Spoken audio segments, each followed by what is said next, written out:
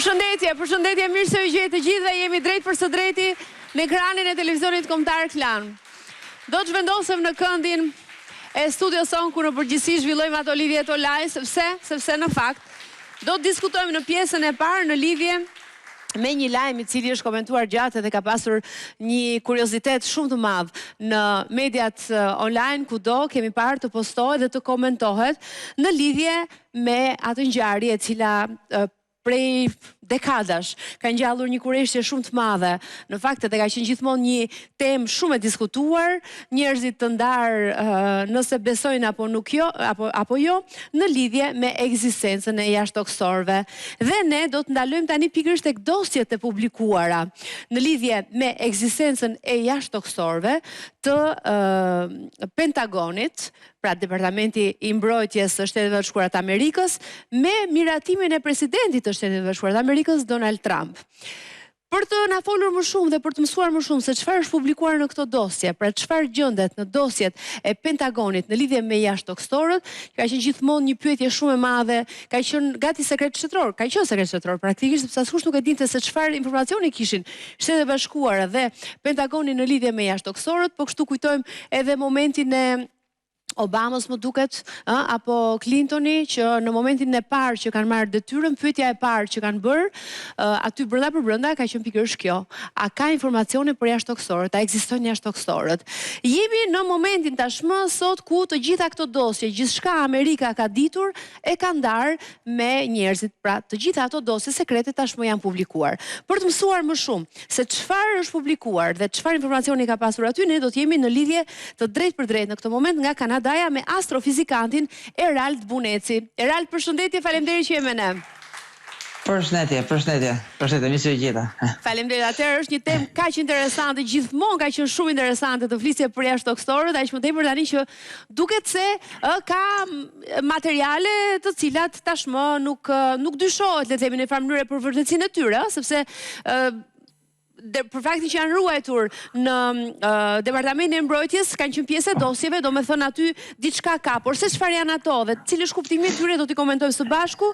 Unë së pari dua të sjell një insert për të gjithë teleshikuesit në mënyrë që të shohim edhe diçka nga dosjet, nga ana vizuale, fotot e ndryshme të publikuara nëpërmjet këtyre dokumentave të Pentagonit në lidhje me jashtëtokësorët. E ndjekim tani.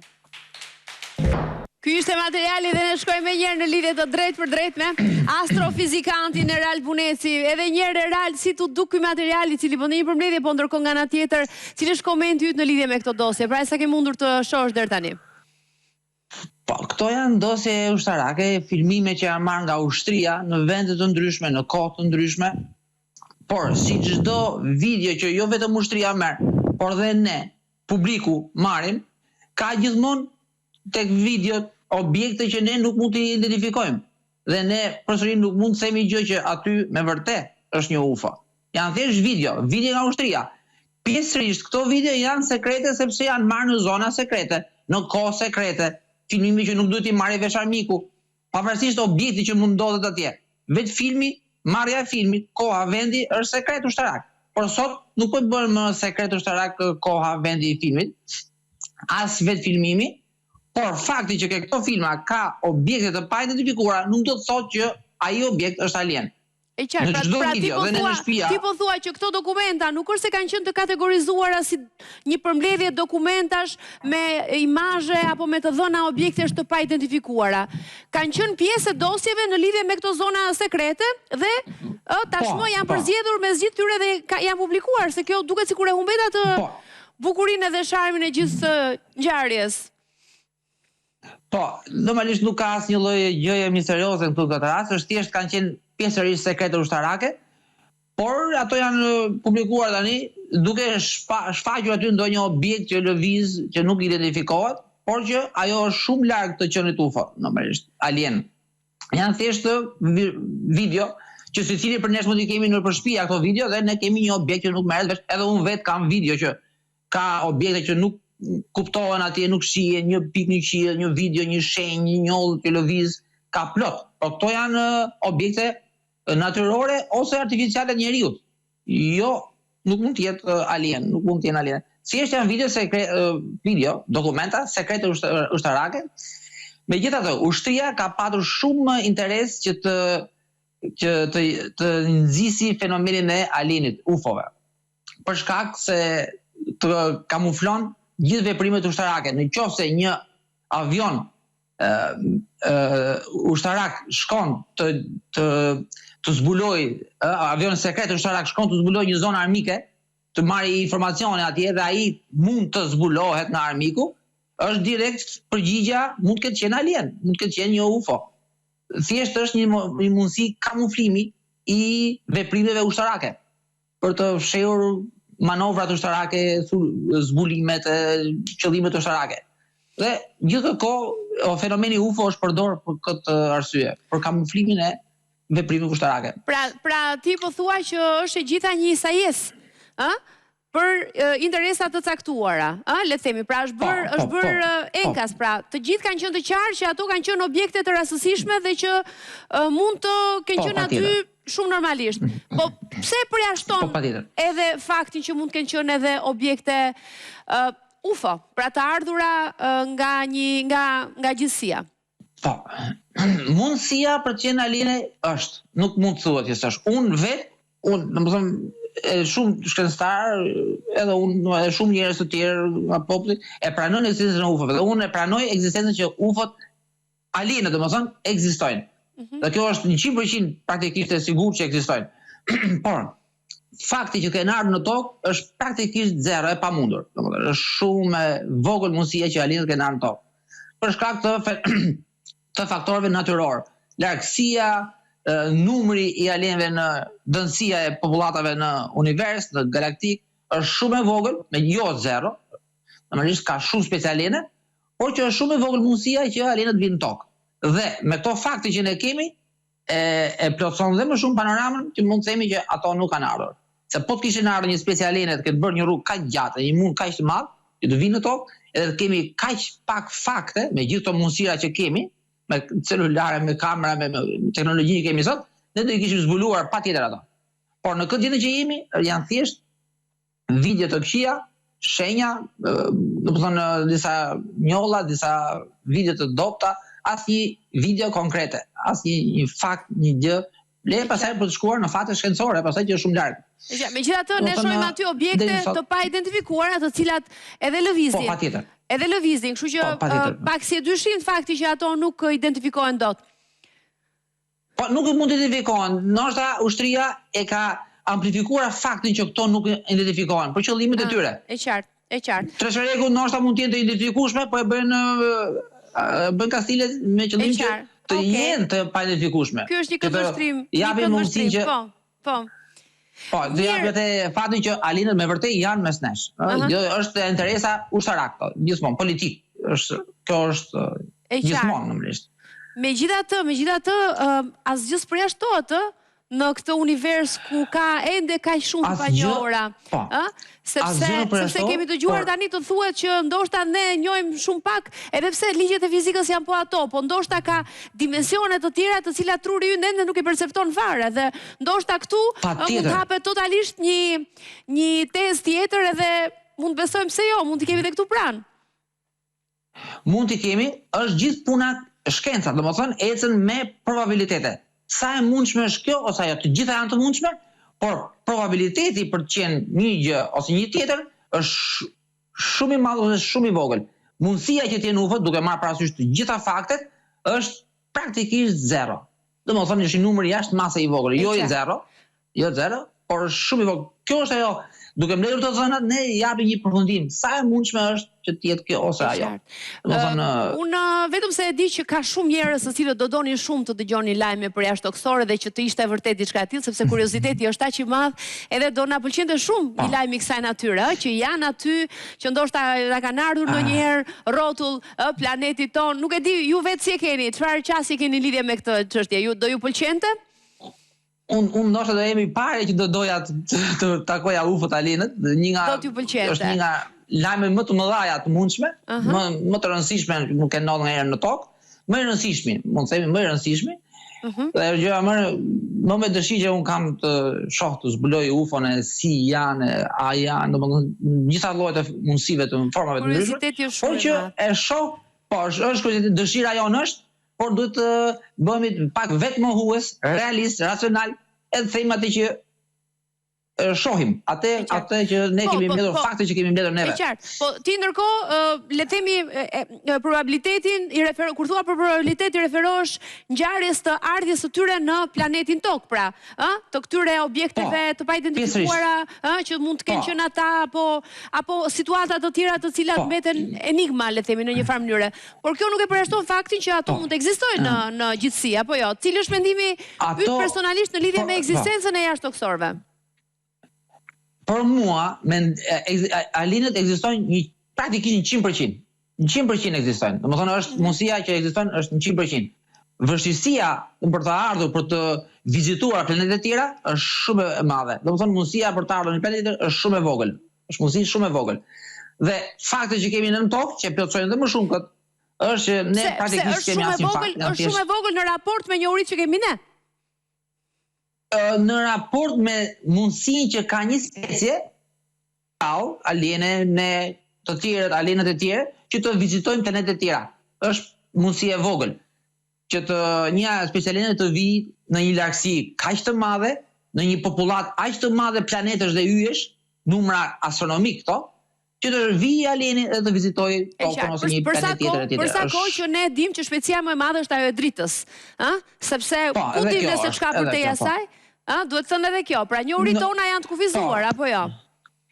Njohuritë tona janë të kufizuara, por çdo specialine i ka njohuritë e kufizuara. Mund të jenë më zhvilluar se ne, më pak, por gjithmonë ka një kufi në zhvillimin e tyre. Dhe një specie shumë e avancuar, që do kishte mundësi të lëvizte lirshëm në galaktik, është shumë e rrallë, shumë e vogël mundësia për të parë një specialine, për të ekzistuar një specialine shumë e avancuar.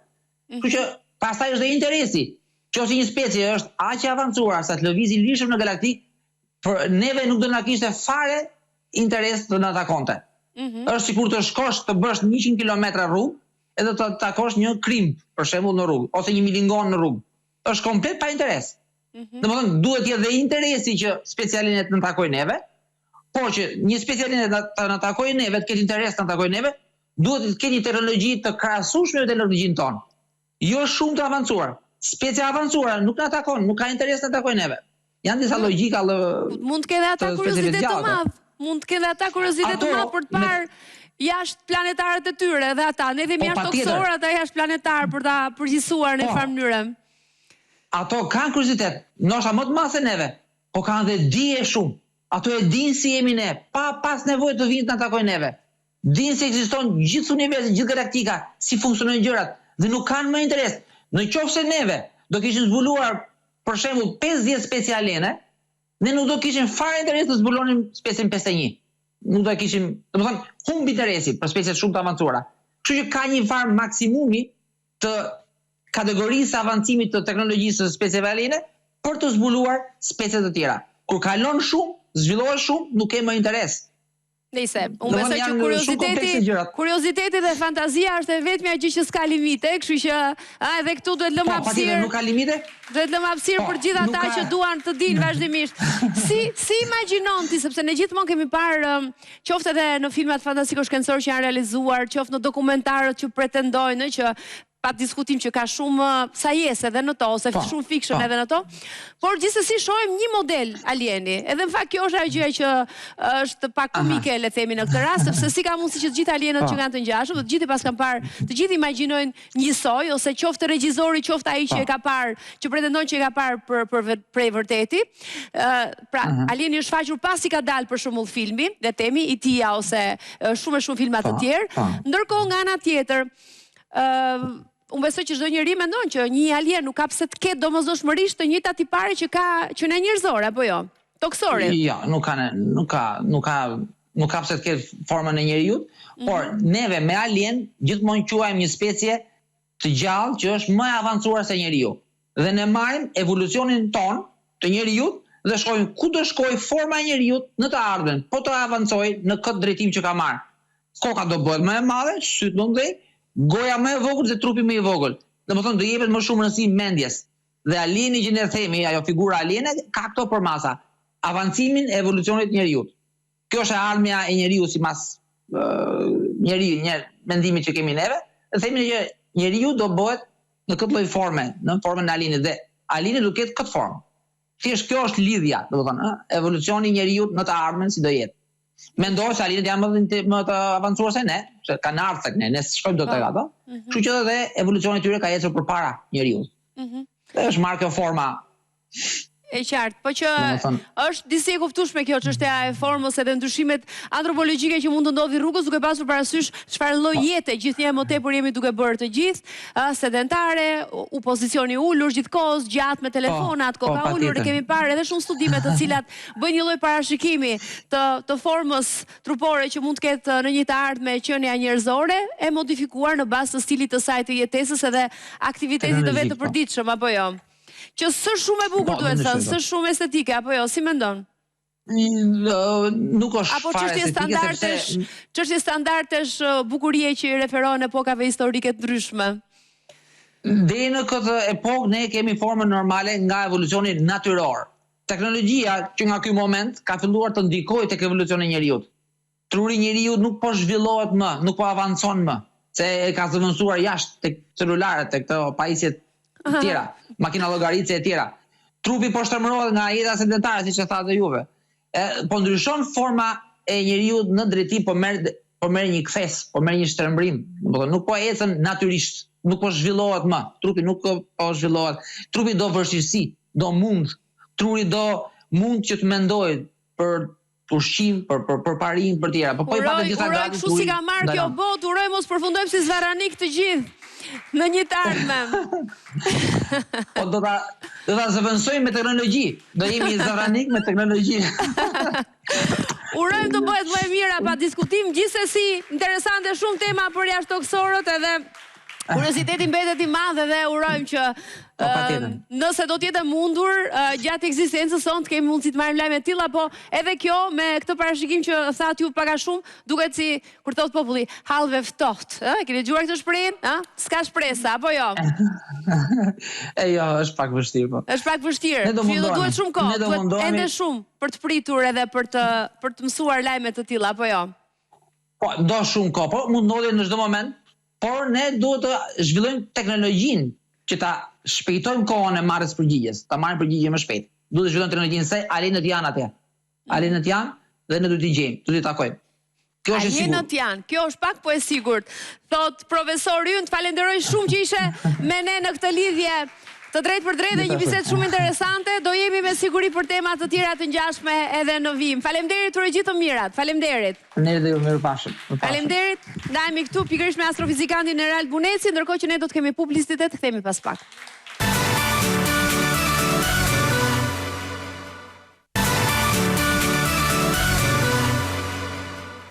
Jemi kthyer në studio, në këtë pjesë të dytë do të flasim për një koncert të bukur që artistja Elina Duni është duke përgatitur në Shqipëri, një koncert të cilin ajo recital, të cilin e ka shfaqur në skena të ndryshme në shtete të ndryshme të Evropës dhe që po përgatitet së shpejti ta jap edhe këtu në Tiranë, ku e ftuar speciale do të jetë mamaja e saj dhe ne për këtë arsye dhe shumë sot ta keshim Besa Myftiun në studio, shkrimtaren e mirënjohur dhe që ne kemi pasur poete, gjithashtu skenariste, pedagoge, kemi pasur para pak kohësh të ftuar në studio, po këtë herë vjen me një tjetër moment në karrierën e saj. Si e ftuar në koncertin e të bijës, dhe unë jam shumë kurioze Besa Myftiut na tregosh në lidhje me emocionet e këtij momenti, po kështu për të folur edhe për një tjetër roman të ndin që vjen i ribotuar. Mirë se erdhe dashur. Kënaqësi të kam në studio. Mirë se u gjeta. Jam shumë emocionuar që do të marrë pjesë si e ftuar speciale në koncertin e Elina Dunit, vajzës time. Së pari, përse Elina më ftoi mua, ka 3 arsye. Arsye e parë është se koncerti jepet në Teatrin e Kukullave. Nesër dhe pas nesër, 12-13 maj, në 2 orare, 17 me 20, pak rëndësi ka orare, do me thënë orat... Ata të interesuarit e gjenë me njerë, kështu që janë në internet, pra ditët janë nesër dhe pas nesër, kjo ka rëndësi për gjithë ata që duan dhe janë 2 koncerte nga ora 7 në 8 dhe pastaj koncerti tjetër është 2 koncerte në ditë. Koncerti tjetër është nga ora 9 deri në orën 10. Kështu që është goxha e lodhshme për Elinën ta mendosh, 2 koncerte njëri pas tjetrit. Shiko, para se të vazhdojmë edhe ta tregosh pse ajo të ftoi ty këtë herë me një status, le themi, të veçantë, unë dua që ta sjellim pak atmosferën e muzikës së Elina Dunit. Për gjithë ata që janë duke na ndjekur, kemi shkëputur nga interpretimet e saj të ndryshme, copza të vogla, për ta kujtuar edhe një herë artin e veçantë dhe aq të bukur që Elina Duni performon në skenë. Le ta ndjekim.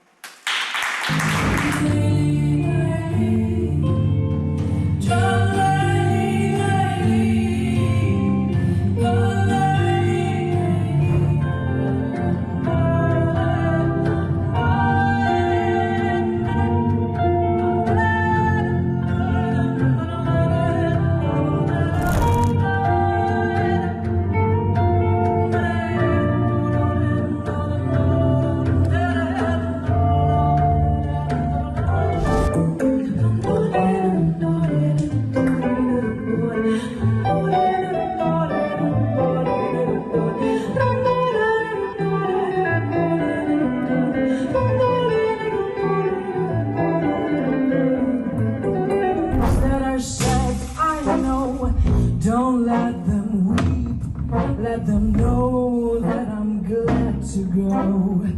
Death is no dream, so I'll be blessing you.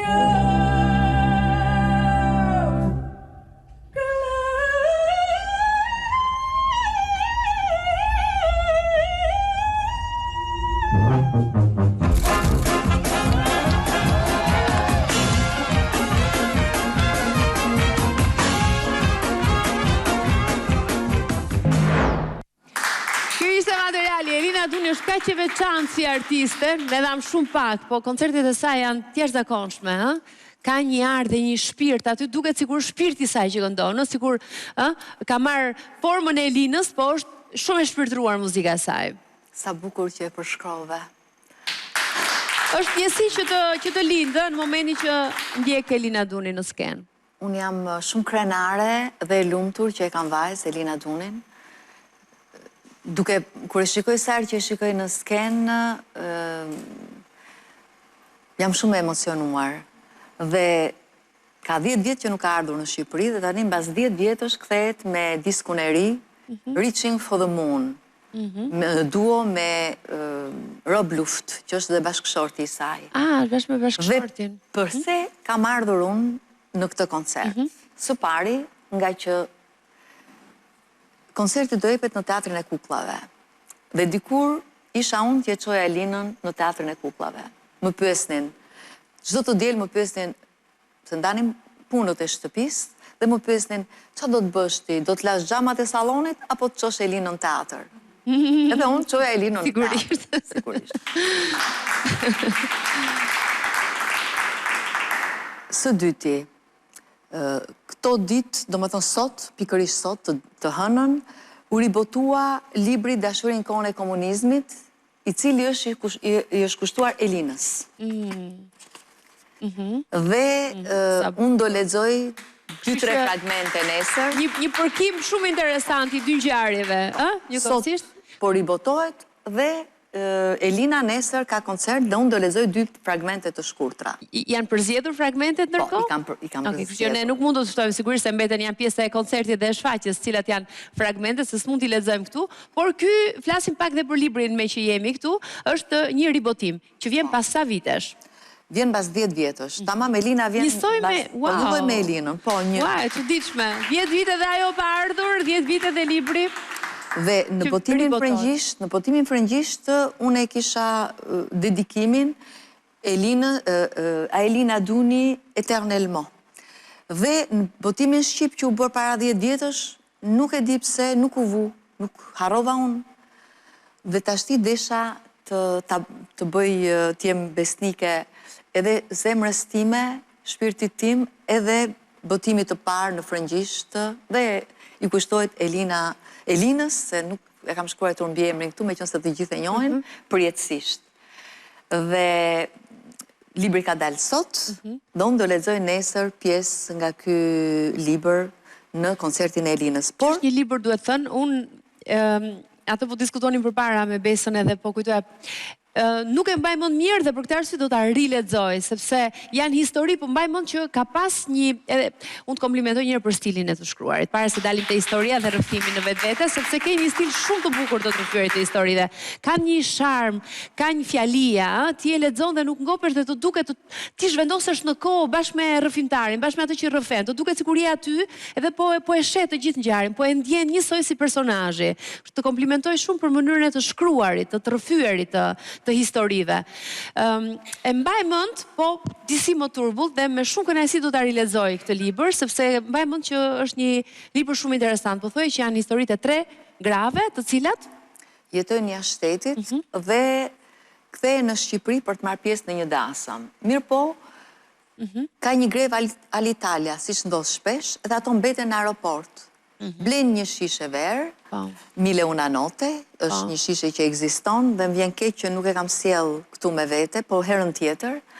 Njësoj si ishe Razadja me historitë e veta. Thonë për të kaluar natën, po tregojmë se cila nga një histori dashurie të kohës komunizmit.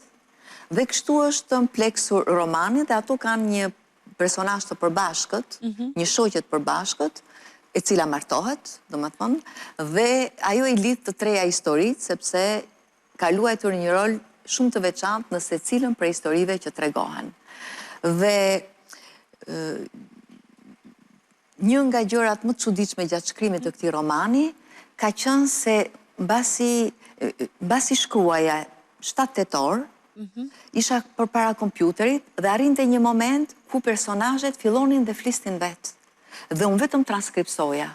Dhe kjo ndodh vetëm kur ke futur në një lloj transi, dhe kam disa skena që ato nuk i kam prekur fare, sepse them nuk mund t'ju futen personazheve. Ato kanë bërë personazhet që kanë dashur.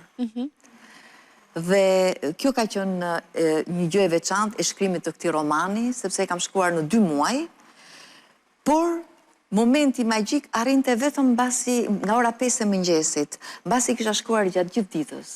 Dhe aty pastaj dëgjoja dialogjet e personazheve dhe se shkruaj direkt në kompjuter dhe në frëngjisht. Dhe përkthimi në shqip ishte një aventurë më vete. Bukur. Gjithmonë janë gra personazhet e Besa Meftiut. Personazh kryesor, le të themi. Po kam shkruar dhe një libër dhe jam shumë e lumtur që arrita të bëj një personazh kryesor djalë, i cili do dalë në, besoj, për pranarinë e librit, po kam dhe një personazh djalë. Është e vërtet që bota ime rrethohet rreth grave. Do me thënë, bota ime rrotullohet rreth grave.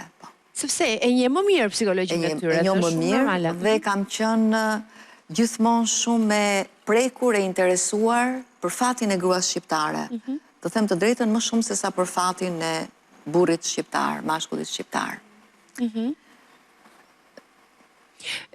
Unë ndërkohë kam në duar librin e kaluar, edhe gjatë kohës që po flisi tani po e shfletoja, këto po të shohësh, këto faqet e përthyera, janë momente që mua më kam pëlqyer nga libri. Sa bukur. Edhe sot ashtu siç e kisha në shtëpi, edhe pse shumë kush do thotë që nuk është mirë të përthyesh faqet e librit dhe e di që nuk është mirë në fakt, po në atë situatë nuk më gjën një shënjues tjetër, edhe u detyrova e bëra këtë, po do t'i hekuros, të premtoj këto faqe. Por tash edhe një herë shkruan shumë bukur Besa dhe unë mendoj që librat e tu janë nga ata që ti e merr dhe nuk e lëshon nga dora derisa ta çosh deri në fund, sepse historitë janë shumë njerëzore, po nga ana tjetër edhe shumë të veçanta. Domethënë, ose janë histori të cilat janë rrëfyer në zë dhe asnjëherë të treguara me zë të lartë. Shpesh herë ti e gjen të lexosh një histori të cilën vetëm e ke dëgjuar, të përçohet nga goja në gojë, le të themi, është thënë kështu, me sira tjetrës, por asnjëherë të rrëfehen publikisht me zë të lartë apo edhe histori të kthehen jo shpesh. Kështu që janë histori shumë të bukura që ti përzgjedh. Si frymëzohesh për historitë e këtyre grave që sjell në librat e tu? Unë kisha shumë vjet që desha të shkruaja historitë të frymëzuara dhe nga ngjarjet që më kishin ndodhur mua, po dhe nga ngjarjet e shoqeve të mia, sepse ne sa që mblidheshim atëre, tregonim muhabete fyrrash, thonim ne, muhabet fyrri. Çdo me thon fyr. Fyr ishte fshesaxhiet e lagjes, që flisni një gjuhë tjetër, fyri, do me thonë do shumë i dashur, i dashura. Dhe ne kështu thonim, keni i fyr, keni i fyre, do me thonë. Dhe ishte bërë në atë kohë, tashi e them një çik si me nostalgji. Do të fyr është kuptimi i fjalës fyr, i është i dashur. I dashur, po që mos kuptohej. Okej, kështu si me thënë histori në Romët. Love story, ne sot e themi në anglisht love stories, po tani ju e thonit atëherë për të mos u kuptuar nga të tjerët. Okej, një lloj kodi. Si sot për shembull to look to do, to see to do. Edhe ne thoshim fyre, do me thonë që mos kuptoheshim. Mos kuptoj për çfarë po flisit, se atëherë të flisi haptasi për dashurinë ishte tabu, apo jo? Po. Dhe unë isha shumë e frymëzuar nga Maupassani, që kishte shkruar një histori dashurie, ku një tregim në të cilin shumë burra që janë të mbledhur, kanë dalë për gjah, i ka zënë shiu, dhe janë mbledhur në një kasolle, dhe s'din çfarë bëjnë, si ta kalojnë kohën, dhe secili tregon nga një histori dashurie. Dhe mua më kishte mbetur kjo gjetje, dhe thoja, si t'ja bëj unë, ku mund të mblidhen gratë? Dhe thoja, mirë po, ato duhet të njifeshin, po jo shumë, se tash po të njifeshin shumë, do tregonin, po mos njifeshin fare, prap nuk do tregonin. Dhe një ditë prej ditësh më lendi kjo idea, thash, në aeroport, kanë unë avionin, po si kanë unë për avionin? Dhe njerë ku po thtoja, ndojta gjithë natën në aeroport se kishte një greve Alitalia. Dhe, e gjeta dhe vëndin edhe arsyen pse tregohen këtë histori dashurie gjatë një nate. Dhe kështu lindën historitë e dashurisë që kisha ndoshta 15 vjet që i përtypja. Por që nuk gjeja momentin e dur, vëndin e duhur, dhe pastaj unë filloj të tregoj një histori, por unë nuk e di asnjëherë ku më çon ajo, se siç e thash, nganjëherë personazhet zhvillohen përtej meje. Se ka një pjesë të vërtete, por që e vërteta është gjithmonë e pabesueshme. Dhe siç thot Dostojevski, duhet japësh pak gënjeshtër që e vërteta të besohet.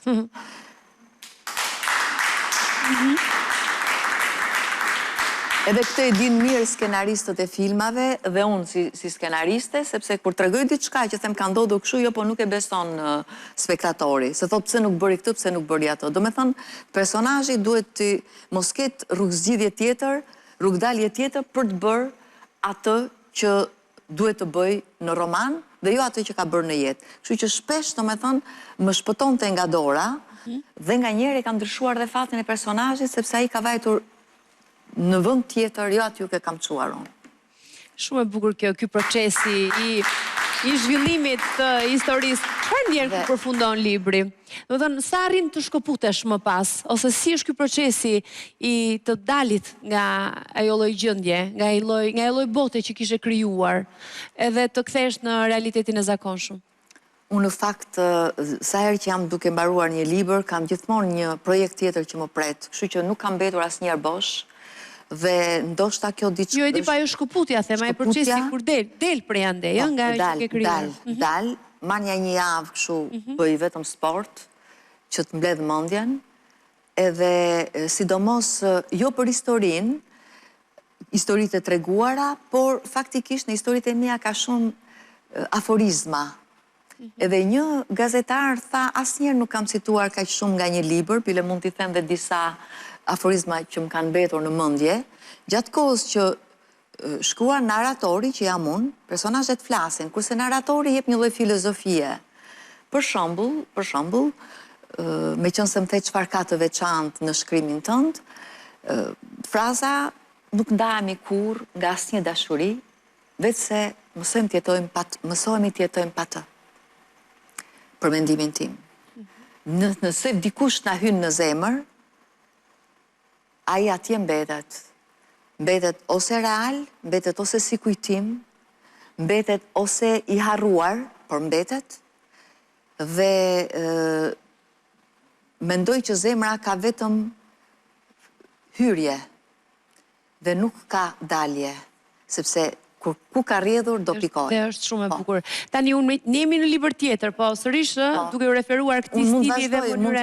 Jam e sigurt që po. A mund ta lexoj një fragment tjetër për shembull, edhe pse është një libër, ishte ky Ditët e vetmisë për cilin ne kemi folur herën e kaluar këtu në program, po edhe ato janë histori të cilat pak a shumë në të njëjtin kontekst kohor zhvillohen, gjithmonë para viteve 90 janë ngjarje të atyre grave, le të themi, që vinë dhe rrëfehen. Atëherë dhe kështu pas një gjysmëore është pak i gjatë fragmenti, po më pëlqeu edhe thjesht për të futur pak në këtë gjendje. Dhe kështu pas një gjysmëore, duke ndruar me sy hapur një të ardhme të pasigurt, arria më në fund të vendit takimit. Në të njëjtin moment mendoja për kohën, nuk duhet të vonohesha. Dhe sa më i shkurtër ishte takimi, aq më i bukur më dukej i dashuri im. Kisha kapurcyer kaq shumë pengesa për të shkuar tek djaloshi saqë ai shndërrohej në një personazh përralle.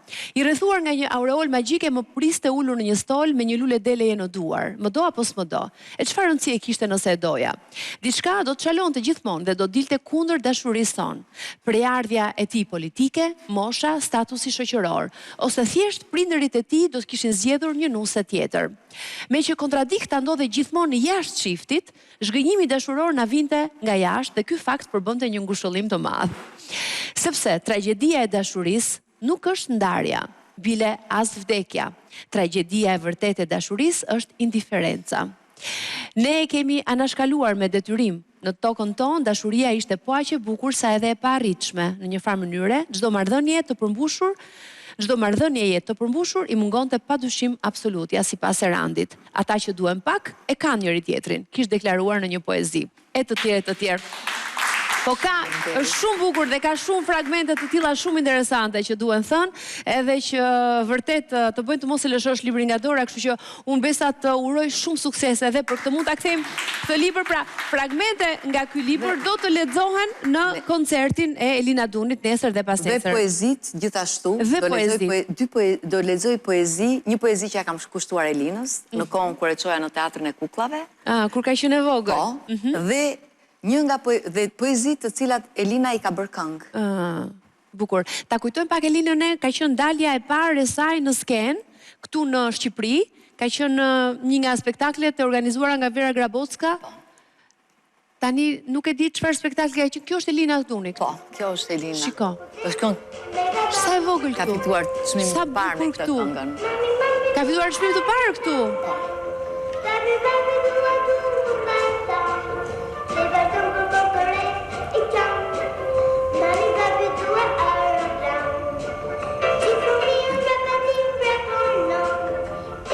Dhe ishte ti ajo aty?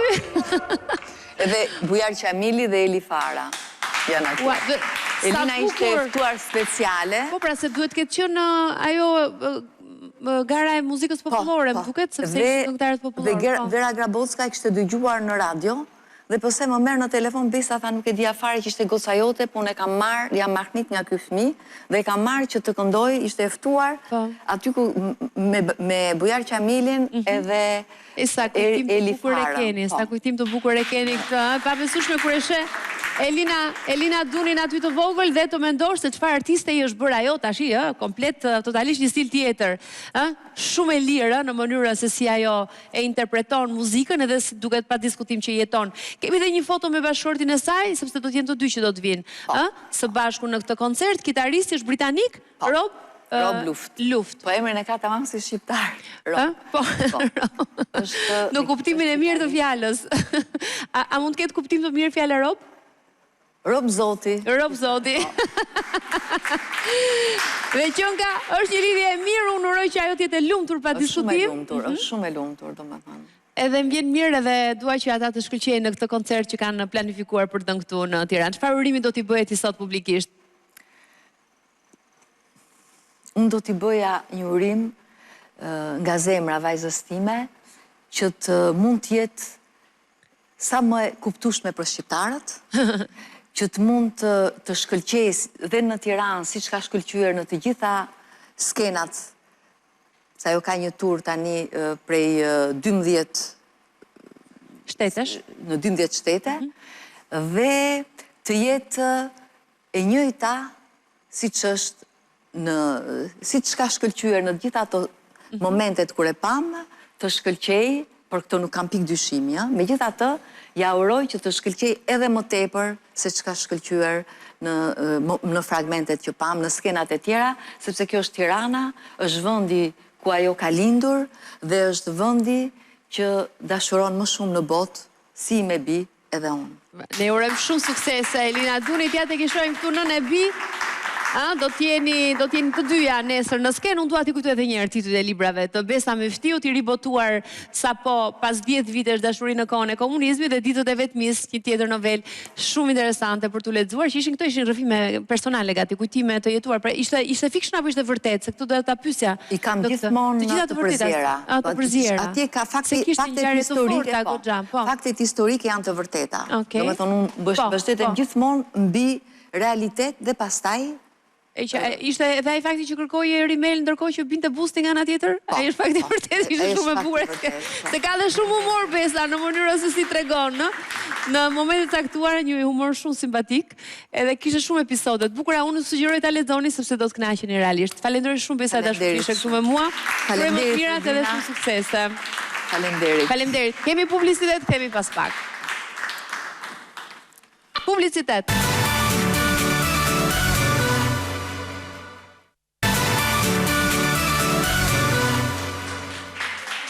Jemi këtyrë në studio në pjesën e tretë.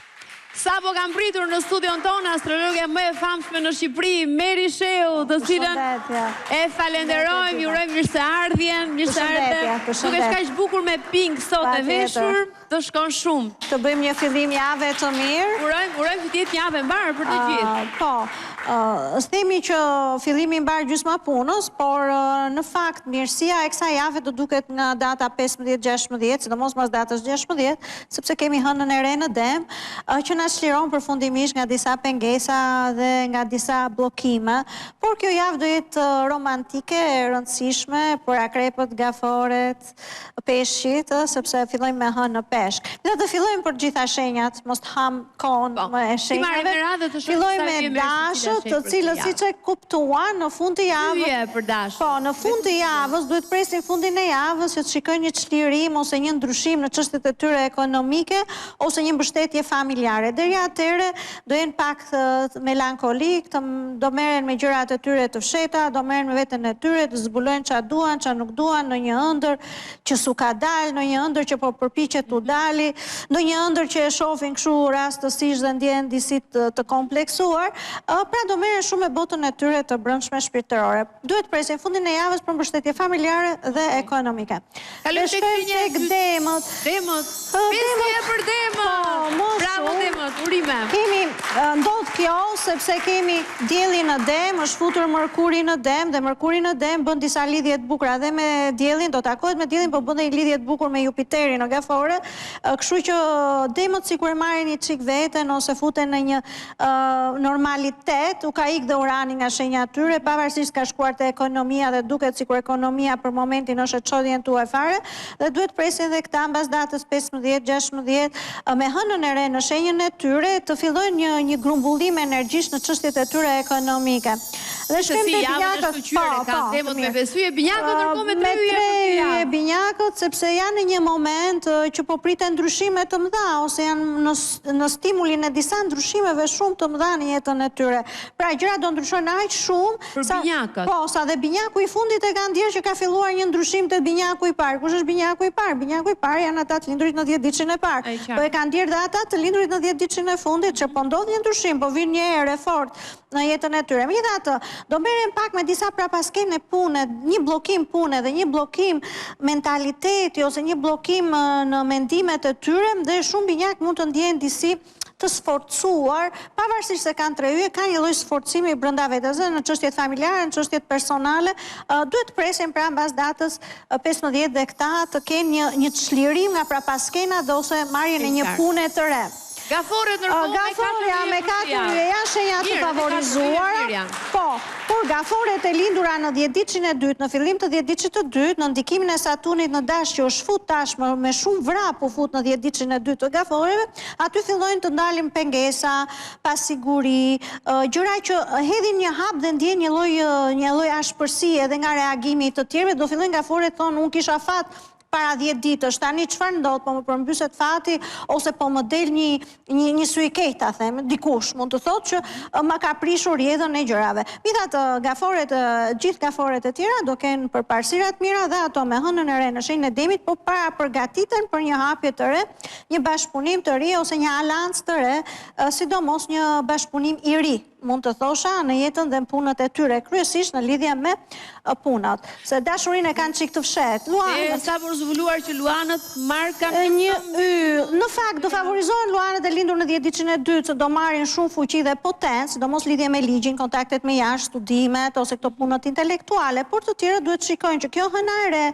ndoshta shenjën e demit nuk është e keqe, se ju hap një perspektivë pune ose u zgjeron forcat e tyre intelektuale dhe ju hap një shtesë të re në jetën e tyre, por derisa të vemi të hëna e re, kjo javë nuk është kaq shumë pozitive, sidomos në çështjet ekonomike që kërkojnë dhe mbartin një lloj emocioni, dhe të mbartësh emocion nga ana ekonomike do të thotë mos funksionosh normalisht, sepse ekonomia ka të bëjë më shumë me logjikën dhe llogarit. Këta do t'i fusin edhe një çik energji emocionale, kështu që ose do marrin kredira në efekt trysnie, ose do japin para borxh në efekt trysnie, kështu që do bëhet një llashverish i vështirë në këtë drejtim, prandaj kujdes luanët. Dhe shkojmë te virgjëreshët, shumë kontroll virgjëreshët në çështjet ekonomike, shumë kontroll, do vihet dhe një kontroll ose një rregull më i madh për ata të lindur në 10 ditën e dytë, dhe aty gjërat mund të ashpërsohen disi, por hëna e re në dem është shumë përparimtare, shumë mbrojtëse, do thosha që harin në një maksimalizim të fuqive të tyre dhe marrin një mbështetje të mirë, qoftë ekonomike, qoftë personale, sidomos në jetën personale, fillojnë edhe zhvillohen edhe jeta atyre merr një drejtim të mirë nga një ngecje që kanë pasur. Por kryesisht do shikojmë edhe ndryshime punësh te virgjëreshët e lindur në fillimet e datës së virgjëreshme, fillimin e 10 ditësh të parë, ato ndryshojnë punë, ose luhaten disi në punët që kanë të bëjnë me shtetin, me ligjin në këtë drejtim. Dhe shkojmë te peshorët. Peshorët e lindura në 10 ditën e dytë futen me sforcon në një marrëdhënie, në një bashkëpunim ose në një martesë. Kjo do të thotë që do marrin përgjegjësi. Tani, duke marrë përgjegjësi do ndjehet sikur jeta atyre merr një pesh, ose ato nuk janë më kaq të lira sa kanë qenë më përpara.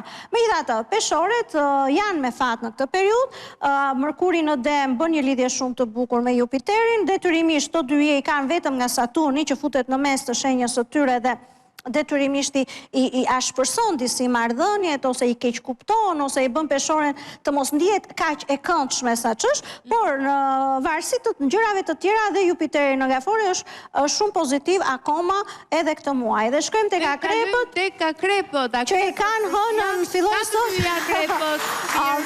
sot me hënën në peshk, hëna në peshk është shumë erotike për akrepët, është shumë romantike dhe do kenë lajmet mira, takime emocionale, erotike, punë, me ndjesi shoqërirat mira, takime karmike shumë pozitive. Dhe ndoshta fundi javës me hënën e re në shenjën e Demit i jep një përparësi, një bashkëpunimi, një kontrate të re pune, ose një avancimi në çështjet ekonomike, por të duke u mbështetur dhe në një udhtim që do bëjnë jashtë, ose me një njohje me dikë që ta njohin në një udhtim. Unë nuk para jam kështu spontane që do njihni njëri në udhtim dhe kjo do jetë një ditë e bukur ose do ndryshoj jetën. Por ndodh që për akrepët kjo të ndodhi dhe në fundjavë që ose kanë planifikuar udhtime, ti bëjnë këto udhtime, këto kontakte, se aty mund të dali fati, ose mund të jetë momenti i fatit për akrepët. Dhe shkojmë te shigjetarët. Kalojmë tek shenja tjetër. Shigjetarët kanë do kenë fat dyje për këtë javë. E kanë uranin përballë shenjës tyre dhe afër ditën përballë shenjës së tyre, por unë mendoj që janë disi të pëlqyeshëm dhe janë në kontakte të mira dhe bashkëpunimet po ecin jashtëmarrëse mirë. Mbas datës 15-16 kemi ndryshime të rëndësishme lidhje me punën. Puna e përditshme do ndryshoj, por do bëjnë një marrëveshje të mirë ekonomike. Dhe duke qenë se do bëjnë një marrëveshje të mirë ekonomike, një propozim i mirë që do të vi këtë javë, le ta vendosin në fundjavë, sepse ajo do stimulohet shumë mirë ekonomikisht dhe do ndjen mirë. Dhe marrëdhëniet në lidhje me punën do jenë më të mira dhe do ndryshojnë në neutropinë ose mënyrën se si po punojnë, ose nëse janë të lodhur, do vi një ajër i freskët. Ndërkohë, të merren shumë me marrëdhëniet e brendshme familjare, ndoshta nuk ndjehen shumë komod në fillim javë. Edhe pritjapët kanë rryje për këtë javë. Vetëm pritjapët e lindur në 10 ditën e dytë nuk do ndjehen mirë, ata do ndjehen nën kontroll në çështje familjare, përgjegjësira, kujdes marrëdhënie të sëmurë punëtorët, çka keni në shtëpi ose përgjegjësitë familjare aty ose kontratat, shitblerje duhet kenë shumë kujdes. Megjithatë, këto ditë janë ditë të mira, bashkëpunimesh, kontratash të mira, jo familjare, por jashtë familjes, pune, një punë e vetja ose një punë që e krijojnë vetë, dhe kjo do jetë rastësi shumë pozitive. Dhe kontakte me jashtë mbas datës 16, udhëtime dhe njoj edhe këta të mira, po sidomos punë dhe lëvizje jashtë vendit, të cilat do t'i japin një interesim shumë të mirë dhe njojë të mira bricave dhe shkojmë te ujorët. Prevje për ujorët. Ujorët në fakt i kanë mirë të gjitha planetet, edhe Afrodita në binjak dhe Urani në binjak, nuk mund të jenë dhe Plutoni që bën të lidhje të bukura me gjithë to. Por hëna e re në Dem do t'u japi përparësi në fundjavë në lidhje me karrierën, punën, të ardhmen e tyre dhe çështjet familjare në përgjithësi. Do t'i shikojnë mirë çështjet familjare, ndryshimet që duan të bëjnë akoma me një shtëpi ose një arredim ose me një qytet ose me një shtet, ka akoma ujor që duan të lëvizin. Nëse duan të lëvizin, këtë nuk do ta bëjnë tani në fillim javë, por në fund javë. Këtë periudhë, këto ditët e para të merren me çështjet ekonomike, sepse hëna në peshë kjo jep të përparësi, kurse shumë ide dhe plane do vinë nga entja e tutje dhe do jenë më të zjarrt në këto plane dhe projekte. Dhe kemi kaluar të shenja e fundit që janë peshqit, ka rruje për peshqit. Po, sepse javën e filloj me hënën në peshk. Kemi hënën në shenjën e tyre, është shumë romantike, me sa duket peshqit duan ta shijojnë, kanë apo s'kan probleme ekonomike, duan ta shijojnë. Problemet ekonomike do ngelen vetëm te peshqit e lindur në 10 ditëshin e dytë, shpëtuan ata të 10 ditëshit të parë, dhe pastaj jeta erotike e tyre do bëhet shumë fatlume, tham është javë kryesisht për shenjat e ujit dhe të tokës, dhe peshqit do kenë një takim shumë të mirë, edhe punë edhe erotik, po sidomos erotik kësaj jave, do stimulohen shumë mirë, por edhe mbas datës 16 një fillim i ri i pret ose hapje të reja edhe për ata që kanë ngecur tashmë në keq kuptime në jetën e tyre personale. E qartë. Ky ishte parashikimi për gjitha shenjat i kësaj jave, ndërkohë dhe një herë muaj maj, cilën ka datë të rëndësishme? Se më që kemi thënë në fillim. Po, datat e rëndësishme janë data 16-17 dhe data 19. Data 19 sepse futet marsi në Dem dhe pas 19 maj. Data 19 është shumë e rëndësishme, por nuk është shumë pozitive, sepse marsi futet në shenjën e Demit dhe marsi në Dem nuk është fare i mirëpritur, sepse marsi Demi udhiqet nga Afrodita, planeti dashurisë, harmonisë, të futet marsi shenjë luftës aty në Dem, do me thënë që kemi antagonizma. Dhe këto antagonizma dhe këto luftra dhe këto përballë do të ndjejnë më shumë akrepët që janë përballë Demit, luanët dhe ujorët. Këto katër shenja duhet të rregullojnë gjitha punët deri në datën 19, sepse mbas datës 19 me futjen e marsit në shenjën e Demit to ngacmohen shumë dhe jeta atyre ndoshta do vjet në antagonizma dhe në sulmet papritura ose nuk do ndjehen mirë dhe nuk do ndjehen qetë. Kështu që çdo gjë që kanë ta shtrojnë, ta sqarojnë të paktën deri në datën 19. Bukur, ne gjithsesi për gjitha javët të vijim të majit, ato që kanë vetur, do t'jemi çdo të hënë. Po patjetër, javën tjetër e kemi hënën e re tamam, domethënë që do flasim, biles do thoja do flasim për ku e kanë fatin më shumë shenjat, ku do kenë në çfarë aspekti të jetës do kenë më shumë fat. Kështu që ta dishim me vëmendje javën e ardhshme, sepse aspekti të fushës do kenë fatin më të madh. Do kenë fatin më të madh brenda majit, sepse presupozohet që gjysma e majit të jetë muaj me fat, dhe ne të shikojmë ku të vendosin njerëzit dorën, se mund të kesh fat, po duhet ta kapësh dhe fatin, ku të vendosin dorën. Me java tjetër dhe takimi me Meri Sheun javës tjetër, mbi të gjitha për të mësuar se çfarë duhet kemi parasysh, për ta kapur fatin nga brirët. Për ta kapur fatin nga brirët. Meri Sheu e dashur, për gjithë ata që duan ta kontaktojnë drejt për së drejti Meri Sheun e gjejnë në Instagram me merisheu.as dhe në Facebook me Meri Sheu. Falenderoj shumë që ishte me ne. Graciet Padastute, të uroj një javë të mbarë gjithashtu. Ne do t'jemi sërish nesër së bashku. Natën e mirë, faleminderit që na ndoqët.